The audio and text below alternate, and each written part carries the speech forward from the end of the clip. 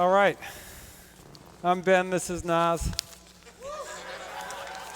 How are you? You want to get started? Yeah, how you doing? How you doing? All right. Good to be here. Very Good to be here. Very good. So, I guess it's best we should just dive right in. Let me put this down. How do I know Ben Horowitz and why are we friends? That's a good question. And it's a good story. So it started with, I was writing my blog and I put rap quotes in it, and as a result, Harvard, who has a Harvard hip-hop archive, invited me to come talk there. And after I spoke there, I met this guy, Henry Louis Gates Jr., who's kind of known as the foremost professor of African American history in the world, and very smart guy. And he has a television show called Finding Your Roots with Henry Louis Gates. Has anybody seen that show? Yeah. All right, Skip Gates fans in the house. And so he calls me one day and he goes, Ben, I've had Oprah Winfrey on the show and I've had Condoleezza Rice on the show, but no rappers will return my call. And I said, Skip, just because I put rap lyrics in my blog does not mean that I know any rappers. I was like, I'm a tech guy. Why are you asking me this question? And Skip is one of those guys where when he's talking, he's not listening. So he's like, well, can you, that's great, Ben, but can you get me a rapper on my show? And so I said, well, you know, I do have a friend, Steve Stout, who, and for those of you who don't know Steve Stout, he's kind of not only, he runs a really important advertising agency called Translation, but he's also wrote this book, which kind of makes him sort of the great historian of hip-hop called Tanning of America, which there's a show out on now on VH1. Go watch it. Sorry. So I'm like, I'll call Steve. So I call up Steve, and I say, Steve, my friend Henry Louis Gates, he's the foremost professor, foremost important professor of African American history in the world. Like, yeah, but he can't get like hip hop guys on his show, and he'd really like a rapper to go on his show, and it's this great show about finding your roots. Do you know anybody who might want to go on the show? And let's just say Steve didn't have a real warm feeling about Skip. And why do you think that was? Well, Steve is a serious advocate for hip-hop, and he's been involved with hip-hop for years and years, and Skip Gates is a Harvard man.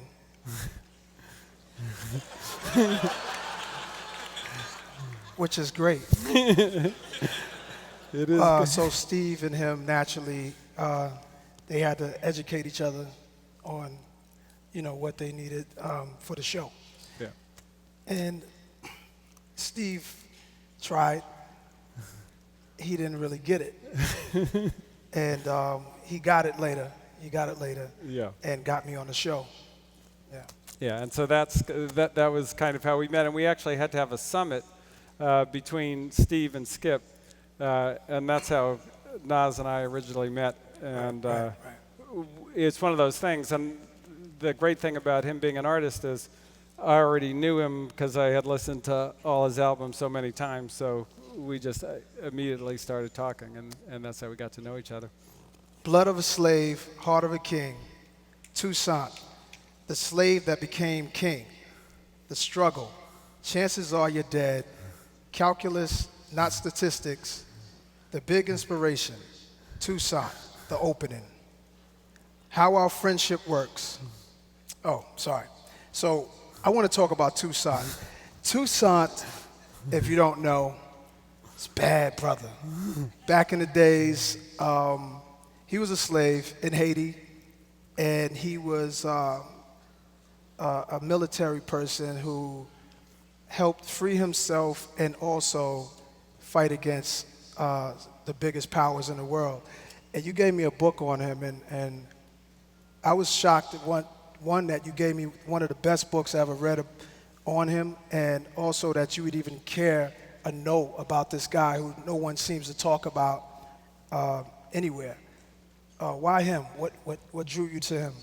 Yeah, so that's a great question because it gets into why I wrote the book, which is when I was CEO, I read almost every management book out there, and I would find myself like awake at 3 o'clock in the morning, sweating, but still cold, you know, like I'm sweating. It must be hot, but I'm cold. And that's, I now know that's called a cold sweat, but didn't really know then. And I was like, why don't any of these management books help me? And then I kind of came to realize that they were all designed, all the management books I had read were designed to basically explain to you how not to fuck up your company. I'm sorry about the profanity. I have CEO Tourette's. But there was nothing like once you've already screwed up your company, then what? Like, what do you do? And what do you do when you're in that situation, which I found myself in like big time, and a lot of people did, which is you're basically closed in. You have no options. You know, you've got maybe one way out, and then the chances are you're dead. Like the chances are you're dead. You're not going to make it. And I had a few situations like that, like when I took my company public with 3 weeks of cash in the bank and so forth. And so I was always looking for something to help me with how do you even think about that when you're very, very likely not going to make it, and you've got 400 people working for you, and they're very likely going to have to get laid off, and like how do you keep from just like melting down right in your chair? And I read this book on this guy Toussaint, who basically led the only successful slave revolution in human history. So not just like Haitian history or modern history, human history, one successful slave revolt. And his name was Toussaint Louverture, but that wasn't actually his name. His name was Toussaint. That was the name he was born with. Louverture was a nickname that came later. And where it came from was Napoleon was trying to defeat him. And he would ask his generals, he's like, how is it possible that this guy, this slave, running an army of slaves, can defeat you guys like the French army with like all your military advantage, all the training, all the weapons, all everything? Like, how is that even possible? Like, what is going on? And they were like, look, we get them surrounded, we have them cornered, we have them outnumbered, and every time we think we're about to get them, all of a sudden there's an opening. And Louverture in French means the opening. So this word got back to Toussaint, and he nicknamed himself Toussaint, the opening, Toussaint Louverture. And so as CEO, I always thought, like, I should be Ben Louverture. And that's how I would get out of those situations. So that was the inspiration. Because you would see openings anywhere. Well, I knew there had to be an opening somewhere. Right. You know, like I couldn't even if I couldn't see it, I knew it was there. Wow. Well, that's like how I saw life in a way, like I had to find an opening. Right. So you had a very interesting situation, which is really, we were talking about this earlier, very similar to what a lot of entrepreneurs go through, which is you don't have a plan and a backup plan. There's just a plan. And if the plan doesn't work, you're bankrupt. And your life, your father, a very great jazz musician, encouraged you to drop out of school in the 9th grade. And you didn't have a lot of options at that point. My name is Nas, and I'm a rap artist, if you don't know by now. And I grew up in Queensbridge projects in New York City. And when I met Ben, you know, I found out he loved rap music, and at first I didn't believe it. I didn't think he would. I thought maybe he'd know a few of the top 40 hits, but like nothing like real, like. But immediately we hit it off, and he started talking about you know the real grit of the rap world, and we just hit it off. And he knows where I'm from, and we had dinner, and he told me about his dad, him growing up in a communist family, and his dad, as a kid, would have to bring communist papers to Queensbridge projects where I'm from. So that right there just made me even like him more because his dad knew what Queensbridge was. A lot of people don't know where Queensbridge is. You hear of Queens, Brooklyn, Manhattan, all this stuff, but you never hear about this neighborhood in Queens that I'm so proud to be from. So the fact that his family knew about it, I was like, that sent me over. But so all right, back to your question about my pop. My pop is a different kind of guy. He's what we describe. He lives in his own, like your dad, lives in his own orbit. Oh, by the way, his dad is not a communist anymore. No, for those of you who know my dad. For those of you who know his dad, you know that now. But one thing our dads have in common, we agree, they live in their own orbit. So my pop told me I was having a little trouble in school, you know, and he told me this, you know, just stop going, you know, and to teach. My mom, she didn't like that. But he told me and my brother that because they couldn't figure it out. And but another thing he did was give me a lot of books to read so that I could teach myself about the world we live in and be inspired. And told me about a lot of really inspiring people out in the world and to research these people and find the things in them that you could apply to your daily life and so on and so forth. So I got from him that he felt like the schools, in his word, the killing fields. That's what he said. Because we'd be here another hour talking about that. That's a dim view of education. Yeah, so I think he was trying to say, go out there and make some legal money for yourself, learn and continue to learn and read. And he's a musician. And find out something you want to do. And he said, you don't want to punch a clock every day for your whole life doing something that you hate to do. You want to be your own boss. You want to be your own man, and you want to be an entrepreneur, which is another thing that gives us a lot in common. Two different worlds, but entrepreneurs the same. Yeah, and that's actually, you know, what you hit on there is kind of the number one thing that we look for in an entrepreneur, which turns out to be like just a very rare thing in life, which is the willingness to think for yourself. Like, do you have an idea that you believe in enough? And with tech entrepreneurship, it's got to be sort of by nature an idea that nobody else believes, or they would have already done it, and it's no longer like an idea for a startup. And so the nature of it is you come up with some idea that everybody thinks is really stupid, and then you like think for yourself and go build it. And one of the reasons you know, we end up getting along is like you know, Nas had no choice. He ended up starting his whole life having to think for himself just like that. Got a couple of questions for you. Oh, you got some questions? Yeah. All right, well, we'll talk about stuff. All right. Well, you have a book out. I don't know if you guys know. The Hard Thing. Hard Thing about hard things? Yes. And let's get into that. But what if you have a co-founder like Mark? Mm-hmm. And how does that complicate the situation or make things easier? Does one co-founder need to take it all on their shoulders and make the decisions when it gets hard? What if you don't agree with your co-founder, which I'm sure happens with you and Mark? Yeah, yeah. So Mark Andreessen and I kind of co-founded this venture capital firm. And one of the things we get asked about a lot is, you know, we've been working together now for 19 years. And people say, wow, how do you guys get along that well? And the funny thing about it is we don't get along at all.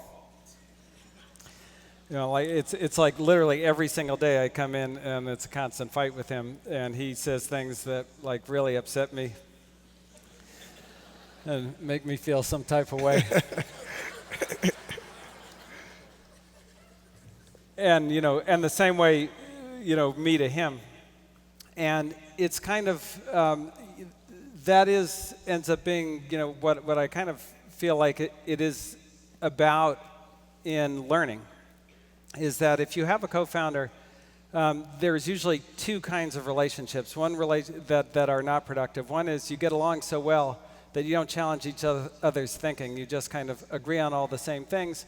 And then there's not actually anything there for the co-founder who's leading the company, because like there are no new ideas, there are no pressures. It's just that co-founder's idea and then nothing else. So it's not a productive relationship. And the other thing is you fight so much that you're going to kill each other, and then one of them has to leave.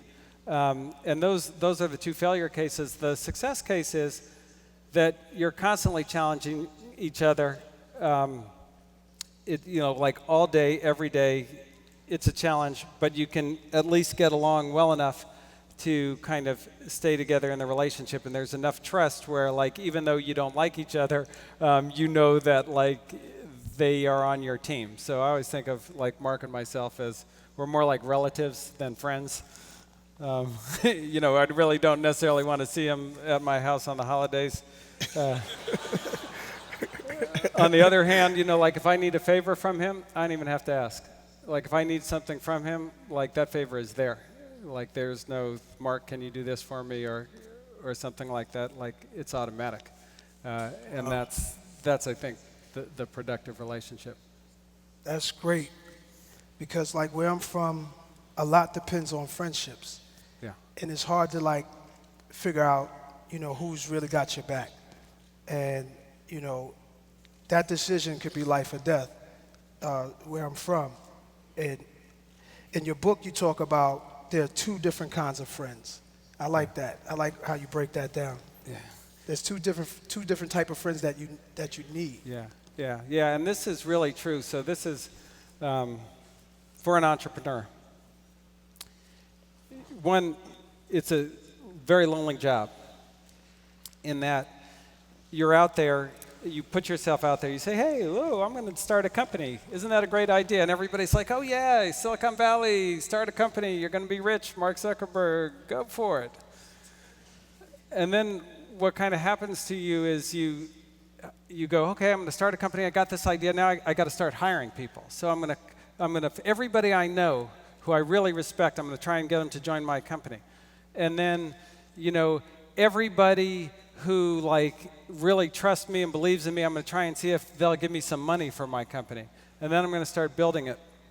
And then things start going like really like wrong. Do I have any entrepreneurs here? Yeah, okay, so you know what I'm talking about, right? Like stuff starts going really wrong. And so then you're kind of all of a sudden like totally alone, because you are terrified that all the people that you know and trust the most, and really your entire circle is connected to that company. And if you start failing, like who do you call, like what do you do? And so there's kind of two kinds of friends that are extremely valuable. The first kind is that friend who, when you call them and you have good news and you need to share it with somebody and you need them to like feel happy for you, not like, oh, that's great, screw that guy, behind their back. Screw that guy, I don't like him anyway. But really happy for you, like happier than if it had happened to them. Because you kind of need that support going, when something goes right, to keep you going, because things are going to go bad eventually. And then when something goes wrong, like who can you call that might be able to help you out of just like a horrible, terrible situation? Who might be able to reach out and say, okay, you're falling off the cliff, like give me your hand? And those are the two kinds of friends that you need. And bless you if you can find somebody like that. I like there's a part in your book where you talk about like if you're a religious person and you're dead, and then you're going to either heaven or hell, and you haven't been that good. And so things are not looking that great before you see the big man. And you talked about that friend you have to have, that friend that you would want to be there to help negotiate you. That's a good guy. Yes. If you can find that guy. Yeah, well, I had that guy. His name was John O'Farrell. And what happened is, we had basically, what happened in my company was we were running out of cash, and we needed to survive. We were in this business called Loud Cloud, which was the first cloud computing business. And it was the first cloud computing business because the word cloud wasn't actually used before Loud Cloud. That was sort of the first instance in reference to computers as opposed to like telecom equipment. And I thought it was a really good idea, but in 1999 it was like about 10 years too early. And if you're an entrepreneur, 10 years too early is not good. Just tip, note to self, don't be that early. So what happened was the economics didn't work, and the business was starting to unravel, and we were going to run out of cash, and we only had one way out. And the only way out of bankruptcy was we had to sell the cloud portion of the business, and then we needed to retain, and the idea was we would retain the software portion of the business, the software that ran the cloud, but we needed somebody to buy the liabilities because we were burning over $20 million in cash every quarter. It's a lot of cash. Even today, $20 million in cash a quarter is a lot, and this is 2002. And so I'm like, anybody who will take this, like, please just take it from me and like let me not burn up all the rest of my money. But I had this guy, John O'Farrell, with me. And he said, Ben, that's the wrong way to think about a negotiation.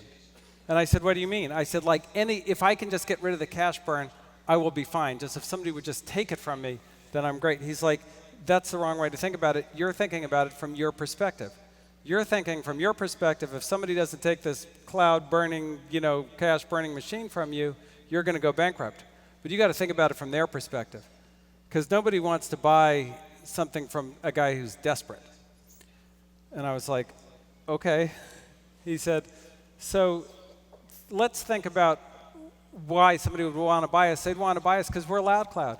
We're it. We're the first cloud computing company. Like, everybody should want that. And so we got to put a real high price on that bastard.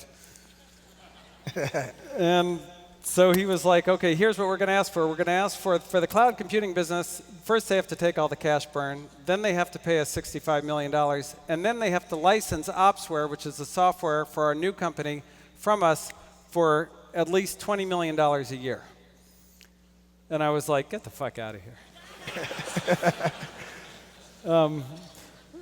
But then, that was the deal he negotiated, which is why I was like, when I'm negotiating to get into heaven, that's who I want negotiating for me.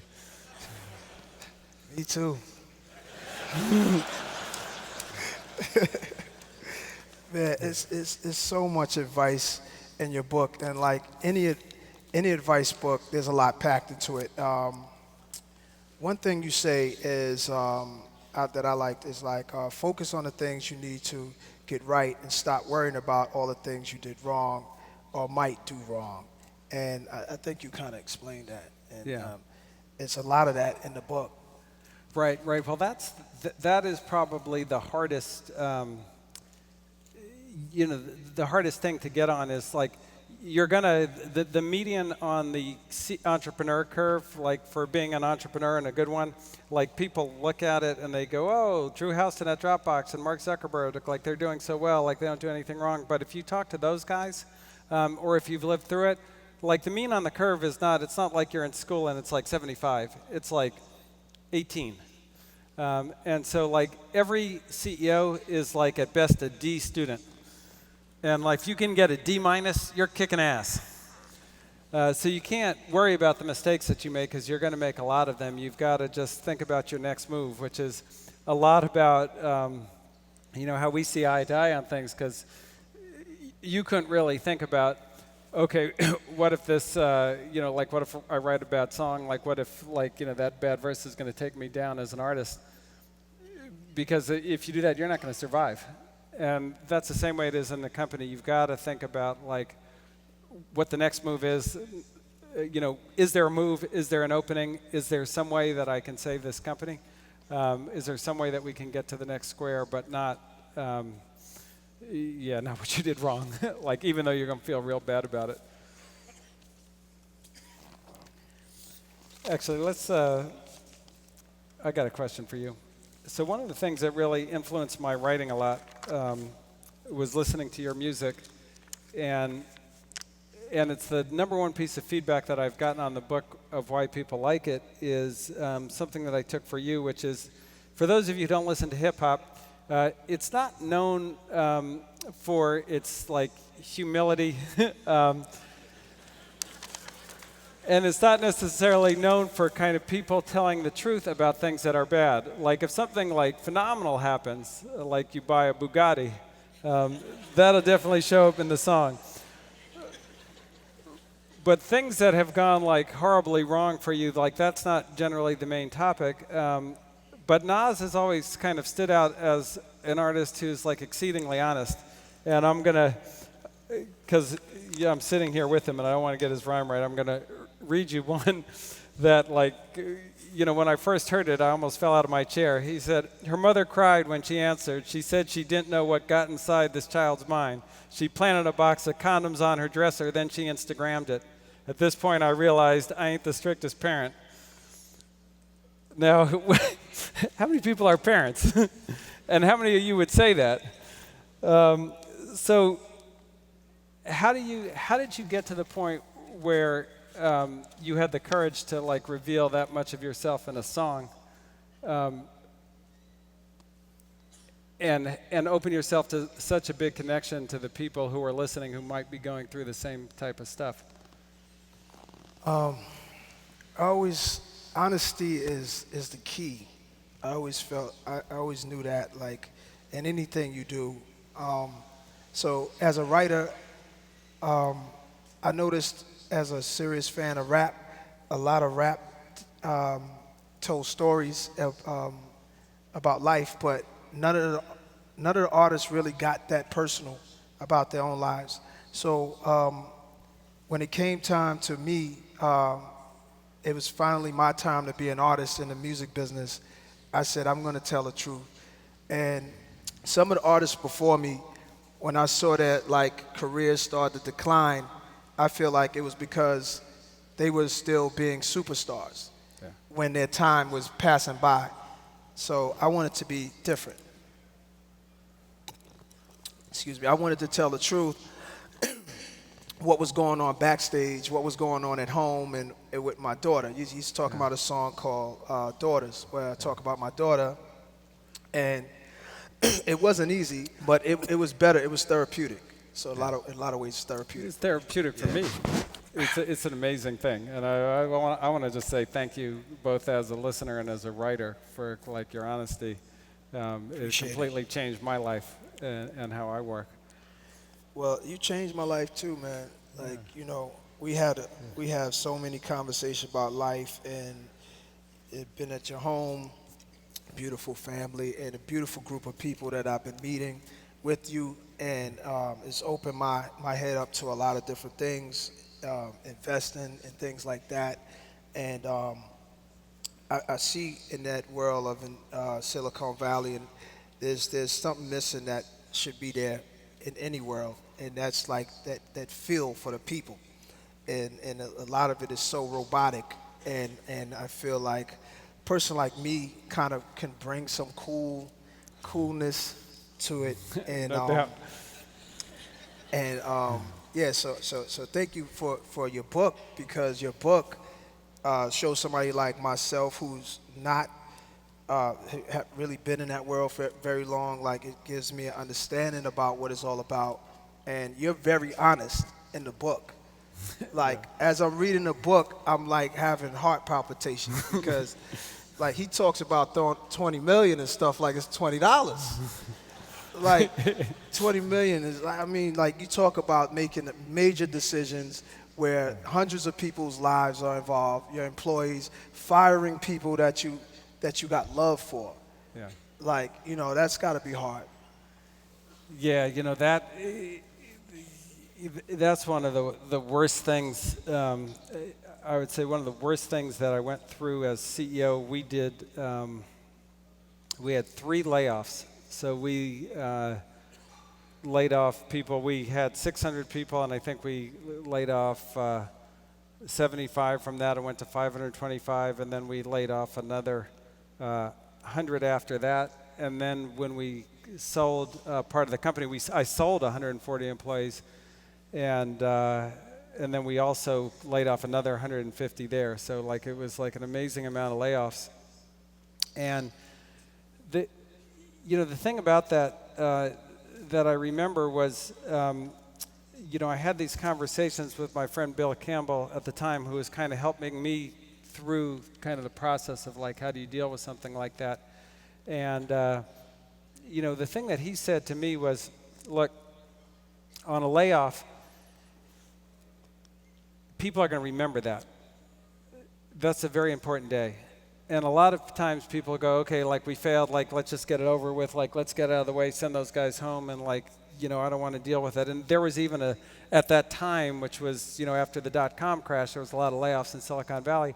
They even had a firm that you could hire, and they would come, they'd get everybody in the room who was getting laid off, and they'd say, sorry, you don't have a job, and give them their pink slips. And, but that was kind of the mentality, like you said, that kind of robotic nature. Yeah, very cold, because and at that time it was very hard to get a job in tech, and so, I kept that in my mind. Like this is the day that they're going to remember. Of all their days at work, they're not going to remember any day like the day that they get laid off, and it scared me. And the thing that I sat down with my managers and I finally came to is I said, look, guys, this is a very important day, and the first thing that we have to do is we have to be honest.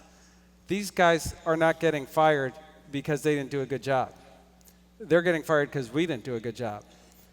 We misplanned the business. If this was a performance management thing, it wouldn't be like 150 people at once. It would be one at a time.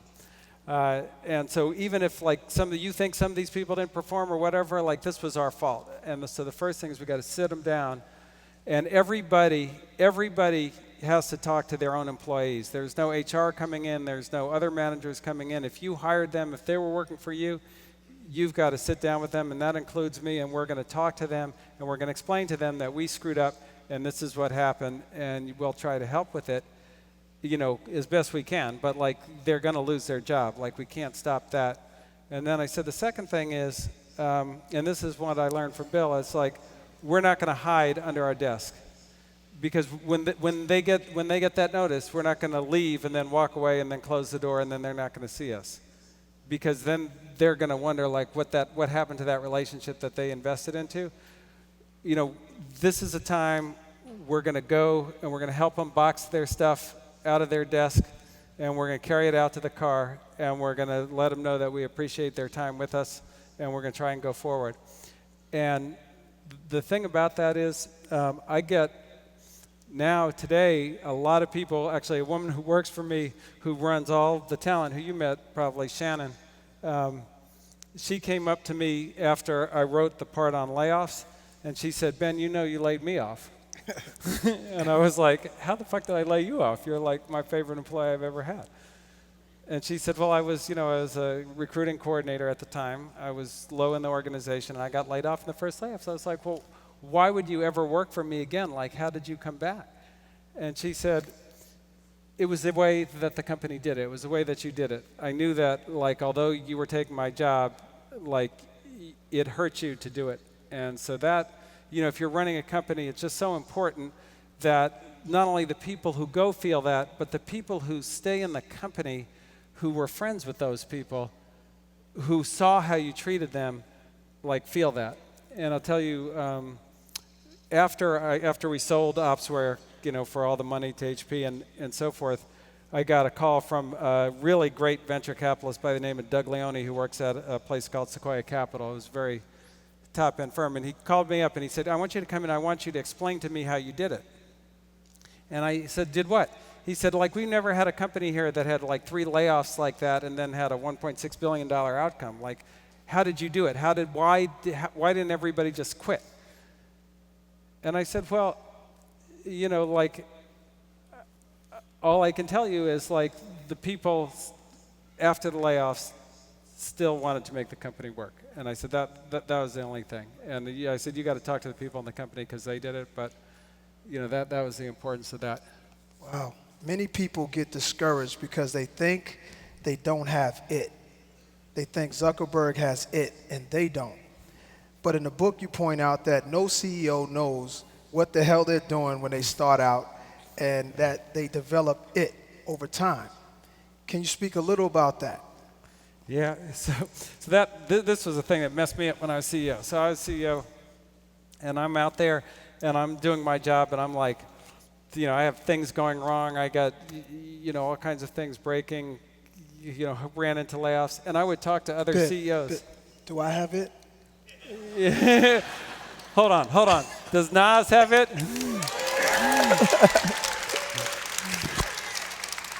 And that's the N to the A to the SIR. If it wasn't that, then it must have been Escobar. Yes. But I go around and I would talk to other CEOs. I'd be like, how's your business going? And they would be, oh, it's going fantastic. It's amazing. It's just amazing. I've never experienced anything like it. It's just so amazing. Some of you guys have talked to these motherfuckers.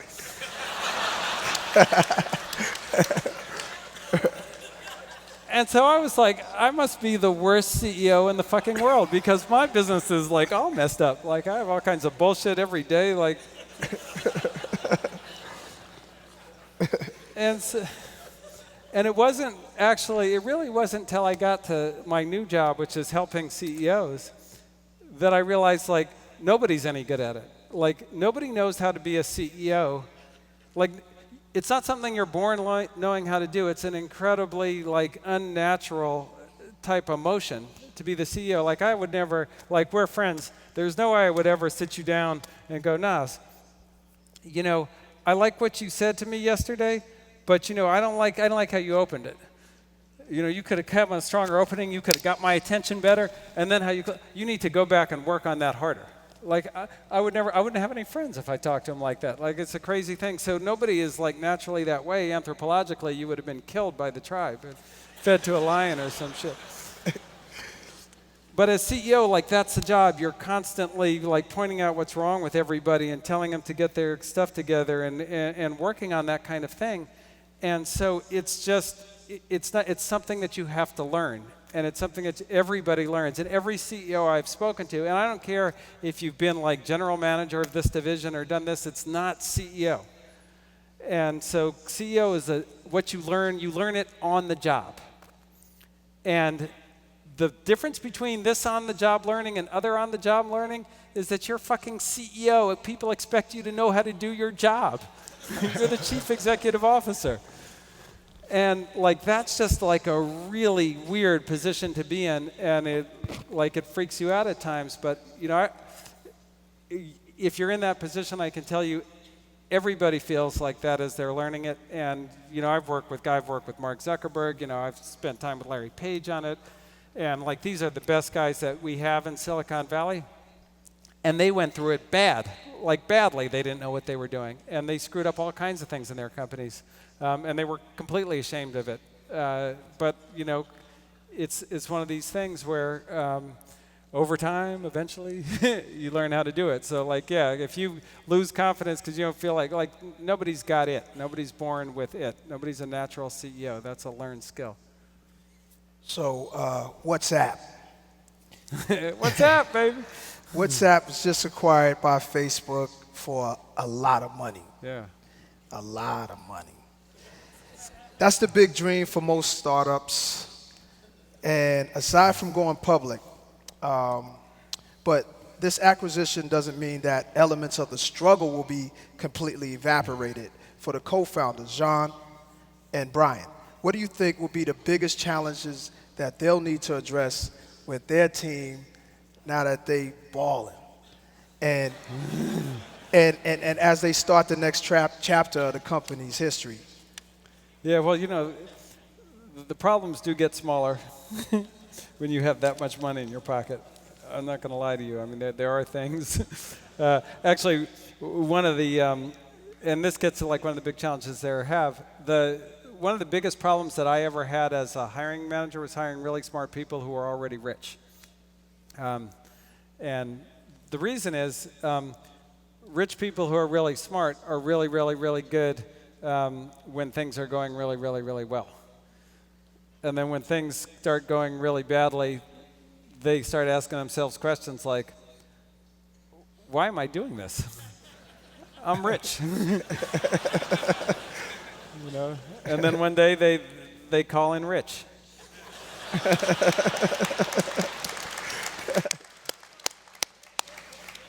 And so, you know, I actually think that's going to be probably one of the bigger challenges that they face is, you know, kind of staying on the mission, staying on the things they set out to do in the face of everybody making so much money. But actually, so that actually brings up a question that I have for you, which is, you have a line in a song which I actually know is like one of the most true lines in the history of hip hop, if I can find it. Hold on. Yeah, all he needs is one mic.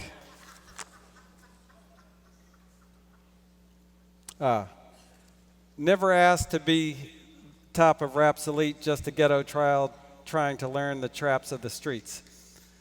And the thing that I know that's very true about that is, like, you never, even when you were a kid with nothing, and I know this from Steve Stout, who knew you when you were a kid with nothing, you weren't in it for money or fame. Like, that wasn't why you were there. Money. But you gave all, you were like, a little. You guys had all that money and you were like, I don't want any of the money. Yeah. Well, you need enough money to survive. Yeah, that did. Yeah. But not like, yeah. Not the kind of money that people talk about needing now. No, like when you talked about when Steve, when I met him, I made a first record. It got a lot of love out there. I was able to make some money, take care of myself and things. And Illmatic. Yeah. Yeah. 20th anniversary this year too. Word. Oh man, getting old. But when I met him, Steve Stout, he came into the projects looking for me. For some reason, I had this big album in hip hop world. It was a big album, and he knew he could find me in the projects. That tells you right there. I wasn't concerned with anything other than just maintaining. And he came to the projects, as he tells the story. Everyone no one was wearing shirts. And if you can just visualize that, he's not from the project. So he's coming into... That never happens in Palo Alto. Exactly. He comes there and he sees my friends and they don't have shirts on for some reason. It's summertime. But, you know, it's just, you know, everybody's having fun, just hanging out. And, you know, he was brave enough to come in there to look for me because he wanted to manage me and work with me moving forward. And that's one of the struggles me and him had, because he wanted to go. He had all these dreams for us to go all the way, and I didn't want to live in the projects, but I didn't want to go where Steve wanted to go, which was really like nice, doing big deals everywhere. As he later on went on to do lots of big deals, became very successful. The line you asked me about, I never wanted to be rap's elite, just a ghetto child trying to learn the traps of the streets. Just learning life. I'm happy with just the small things in life. I'm happy with, as I told you before, I was in elementary school. I had a teacher, Mr. Wills, who was enraged about teaching us computer programming. And it kind of caught my attention. And I asked my mom to get me a Commodore 64. And she got me that Commodore. 64 kilobytes, baby. Commodore 64. I was the only one who had that. And I mean, in my circle. So that was the shit. I thought I was the man. Yeah, you but were. At that point, I realized I should have really paid attention in class more, because my notes were limited. So my programming was limited, and that was the end of that guy. And I wanted to, so here we are, fast forward, I'm hanging out and learning about all this geek stuff and loving it. Yeah. And it's become my world now. So I'm here because of my my quest for knowledge in a technology space. And that's what drives me. So I'm still that same kid. I'm still here because of the movie Weird Science. So I'm a simple kid, and I'm still that guy. Yeah, no, that's incredible. But I think that's a lot of the WhatsApp challenge is, can they be challenged with those things, the simple things? How do things work? How do people communicate? How can they make it better, as opposed to how can they become rich because check they're already rich. It's an interesting thing. So you were talking about CEOs. Yeah. And in the book, you talk about wartime CEOs. I like wartime. Wartime CEOs versus peacetime CEOs. In the rap community, we're always ready to go to war to maintain our spot, our title as, and push everyone, out. Right what we see as wrong and change everything to make it what we want it to be and conquer. That's what we want to do in rap. We want to conquer. We're warriors. We're the best. And you guys, I see a similarity. And I'm all about being a wartime CEO, I got to tell you. Yeah, well, I've heard Ether. Would you counsel entrepreneurs to always be in war mode? Yeah, so not necessarily. I think that they are different modes, because when you're facing like super intense competition, then you have to get very linear in your decision making. You can't take a lot of input from everybody and so forth. And I was joking about Ether, but I'll bet when you wrote Ether, like that was a solitary, like you got solitary decision making. That's not a group effort. That's that's the highest level of competition. And in companies, you get into situations, and it may be just competition to survive, or competition with a specific threat. But at that point, the CEO is not like, this is not like a consensus and like, let's empower the people and spread creativity everywhere. Like, let's make very, very fast, very sharp decisions. And, if we've got to override things, like this is wartime, like we're going to override the process, we're going to short circuit things, and we're just going to like get it done. But there are other times when you are out there by yourself, and like when Tribe Called Quest first came out, right? They're out by themselves. It didn't make sense for them to be a wartime rap group, because like nobody was really challenging them at what they did. They were kind of, in their own way. And I think a lot of times companies will get into that space, and so there is kind of more, okay, like, did you come up with something? And a guy who's done a good job of doing that, a really good job, is Larry Page. So he was like, okay, like we can't let Facebook cut off our oxygen and not even have identity for our products. Like, we're going to get that done. I'm going to make all you, like, I could not care less what people want to do in terms of integrating Google+, like I'm going to make you, and they got to one identity. On the other hand, he's like, Sergey, like, think of something good to do. And he's like, well, how about self-driving cars? And, that's much more of a peacetime activity, something that is, not necessarily directed against the competition we're going to go attack. Let's talk about self-driving cars. All right. Those exist. Yes. Yes, actually, so Google's got a car. I think it's driven like 500,000 miles around the street, like in traffic. What else do you see in that vein of things happening in the near future? Well, so there's a lot of interesting breakthroughs that are kind of in that vein, which is they're definitely technically possible, but they're right on the regulatory edge. And so drones is another one, like where you could have autonomous flying vehicles, show up and, like, you want a sandwich? Oh, like, let me tell the store, and they'll send a drone over, and they'll just deliver it to the crib. And, like, I got a sandwich. Like that. That's another one that's like, technologically, we're right there. But from a regulatory standpoint, it's pretty tricky in that the way kind of the government and the system works generally is minimize risk for new things.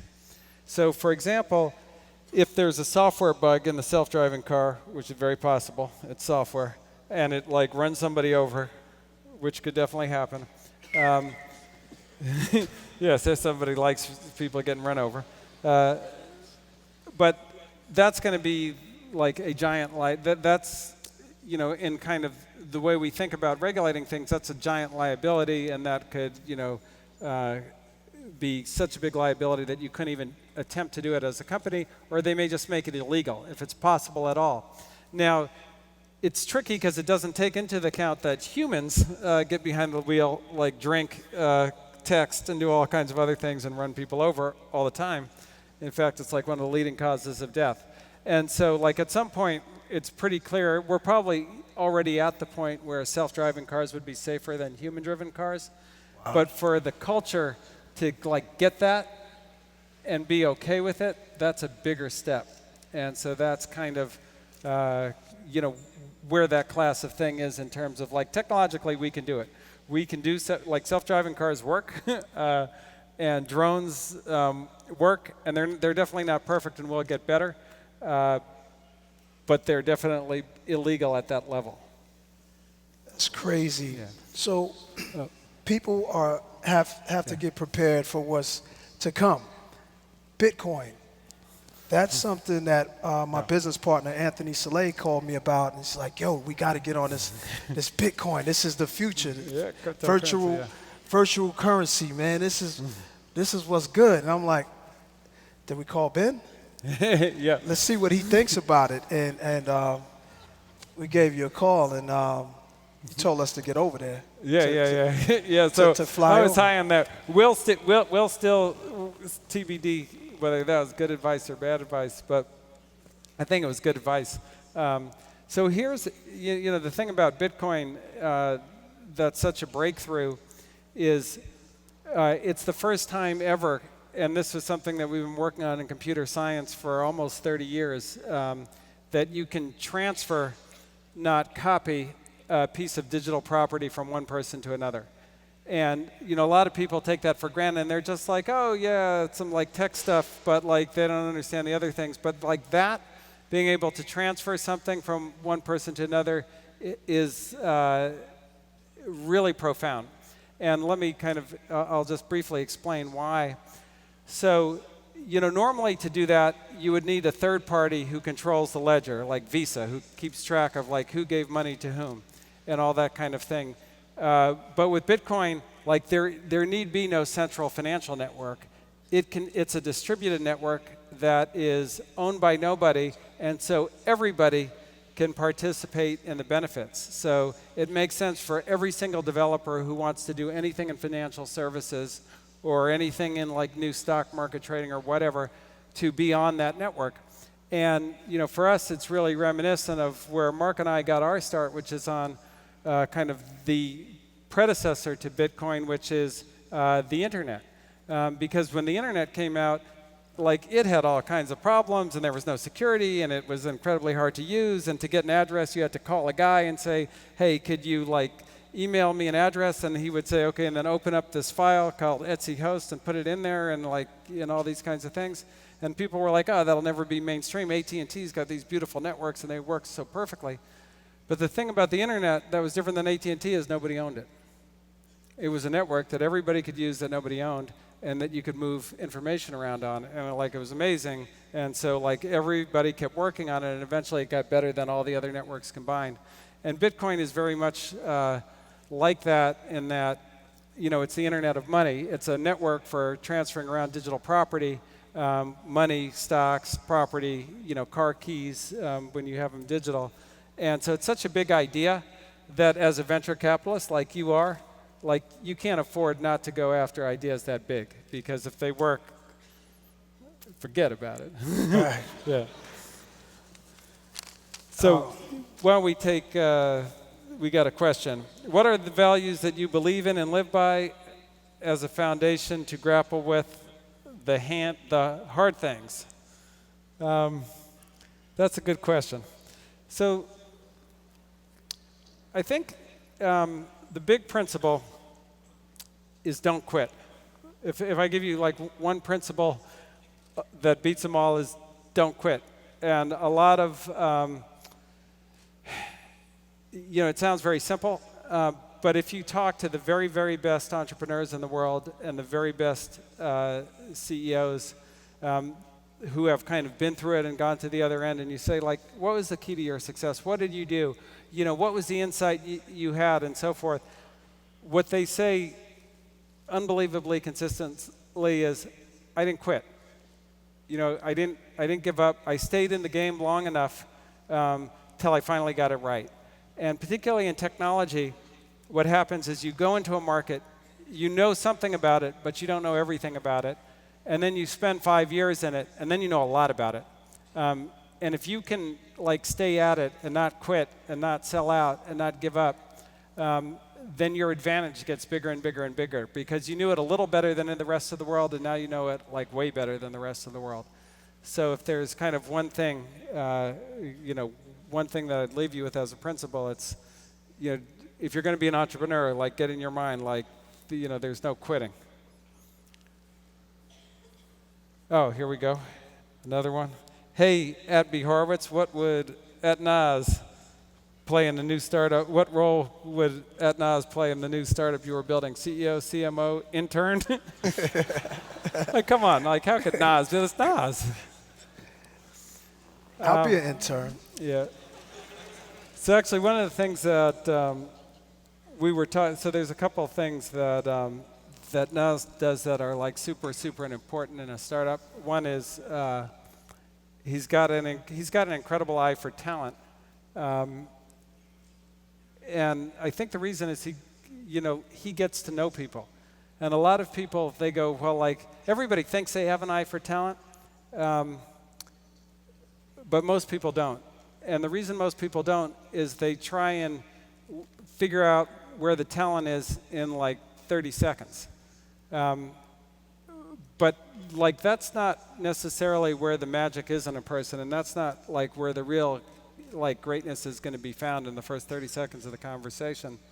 And one of the things that I've got to know about Nas is he listens very, very, very carefully and is processing everything that gets said and gets to a great deal of depth on people. And then so in a company, somebody who could help put together a very talented team is a big part of it.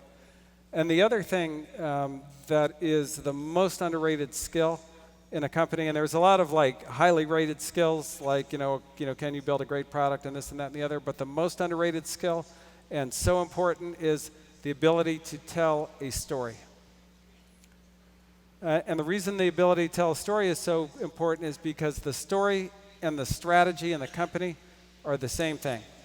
And so if you say, okay, I've got a strategy for my company and I know where we're going, but if you can't get that out, if you can't articulate it, if you can't get other people on the strategy with you, and that's everybody from investors to new employees to existing people in your company to the people you're trying to sell to, it doesn't matter. It doesn't matter how good your ideas are, they're just going to sit and, they're going to die. And Nas is the greatest storyteller of our generation, so thanks. That's what he would do in a company. But I think we got about 25 seconds left, so I just want to thank Nas for being really quickly, thank you, and thank you all. There was so much more stuff, you blogged about how you avoided jail time earlier in your career. Yeah. The meat of it was going to get so good. Ben was also a rapper years ago, and he did a blog about the blind MC, his friend who had got blind, and he was really there to support him and help him, and they became a rap group. And he played me the song. I don't know if you heard it. It's online. It's on Rap Genius. And there's a picture. Yeah, Rap Genius. That's the shit. But there's a picture of Ben, and he's wearing this Fila hat. And I used to love wearing Fila. And I'm that was 86. There was a time when Fila was really brand new to the hip-hop crowd. And he's wearing this knockoff Fila hat. So I got him some real Fila hats. Oh, no. 20 years, something years later, do you have the Fila hats around, bro? Is Gabe around? Oh, no. Yeah, I had to get these for you, bro. You deserve the best. We got them for you in every color. They're the real thing. Oh, man, thank you. Love, man. Oh, love. Oh, these are dope. Yeah. Thank you. That's not the knockoff. We're going to be signing books on the 4th floor at, I think, next. So if you come want upstairs, a book, 4th come floor. upstairs. Sign Thank you so much. Thank you. Oh, man, thank you.